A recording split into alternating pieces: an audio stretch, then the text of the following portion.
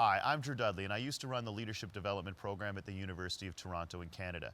Now I have the opportunity to travel around the world and explore with people what leadership means to them, what it means to their organizations, and what it means to their communities. And one of the things that I've consistently found is people are uncomfortable calling themselves a leader.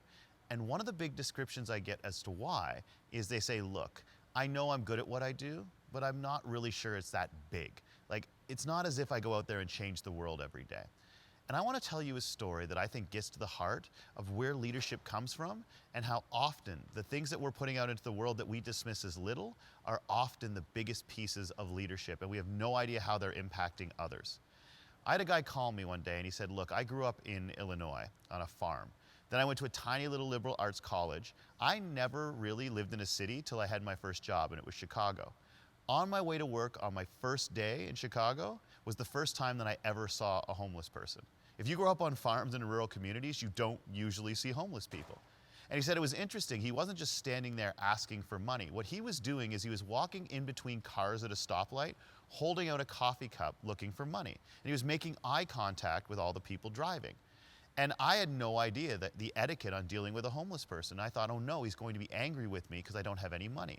So I started leaning under my seats in my car, opening up the center console, looking in the back seat. I just wanted to find any money that I could give this guy. And when I sat up, there's this homeless man about 6 feet away looking really amused at me. And he looks at me and he says, hey, new guy, simmer down. All right, if you don't have any money, you just tell me and I move on. But I could tell you're new here. Do not let this city beat you down. It hasn't beaten me and it never will. It shouldn't beat you. And I said, okay, sir. And he goes, sir, all right. And he walks off. So the next day I'm driving to work again. I get to the same stoplight, but I brought money with me this time because I don't want to have that embarrassing little interaction. And I see the guy and he looks at me and he goes, new guy, city beat you down yet?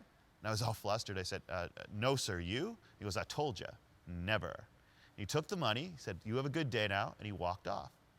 I found out that his name was Larry, and this became what we did every single day. I'd see him, he'd look at me and go, new guy, city beat you down yet? And I'd go, nah, Larry, you? And he'd always take my money and go, I told you, never. Then he'd wish me a good day, and he walked on. About a year after I met him and doing this every single day, I'm driving up to the intersection, really nice day, got the window down, got the money hanging out the window, and Larry walks up to me. He doesn't take the money though, he goes, new guy, hundreds of people drive by here every day and they don't even make eye contact with me. You have given me money every day I've seen you since the day I met you. You know what, man? You've done your share today. Keep your money. We'll pick it up again tomorrow. And I don't know why, but I sat there and I reached into my wallet, took out all the money I had, maybe 60 bucks, held it out to him and said, or I can do their share today. And he goes, the weird thing was Larry didn't take the money. He looked at me, looked at the cash for what seemed like a long time. And right before the light changed, he takes the money, doesn't say good day, doesn't say anything, just nods and walks off. So for 2 more years this goes on. New guy, city beat you down yet? Nah, Larry, you? I told you, never. 3 years after I first saw Larry, I pull up to the intersection, but I'm not going to work. I'm on my 3rd date with this girl. And I know that I really like her because all I can think of is, don't mess this up, don't mess this up, don't mess this up. And Larry makes a beeline for my car. And I think, look, I love this guy, but I have no idea what my date's going to think of my homeless buddy. Larry ignores me completely, leans halfway in the driver's seat to my passenger and goes, hey, I'm Larry. And he goes, I don't know if this guy is the only person on earth who knows my name. He is the only person who has asked for it, though, in the last 4.5 years. Let me tell you something, though. Since I first met him on this intersection, scared out of his mind 3 years ago, he's given me $1,512.68. One day he gave me 60 bucks, made me feel like I had a friend and I wasn't just a charity case. I thought you should know something. You're in the car with a very special man. Don't mess it up. He walks off. The guy told me that my wife told me the night that I asked her to marry me that was the moment she knew she was going to say yes. And why I love that particular story is because to that guy who was handing out the buck every single day or the change every single day, it was nothing. It was like a little bit that he could spare. In some ways, I'm sure he felt like we do, like it's not even enough. I feel bad that I'm giving so little.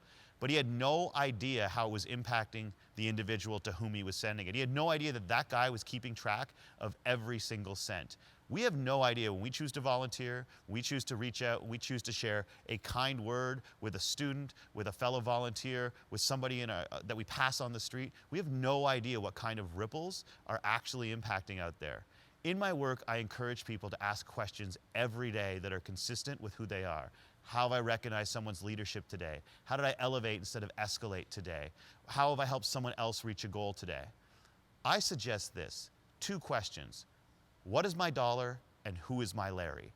Those 2 questions are the ones that I think drive leadership on a daily basis. And if you're asking every day, what is my dollar and who is my Larry, then what you're doing is you're creating ripples in the world and you have no idea how they're landing. The great thing about choosing to volunteer, especially with young people, is that every single day you'll be presented with an easy opportunity to know what is my dollar and who is my Larry. Start asking both those questions today, and I think everything starts to change for the better. Thanks so much for letting me share that idea with you. I wish you nothing but the best.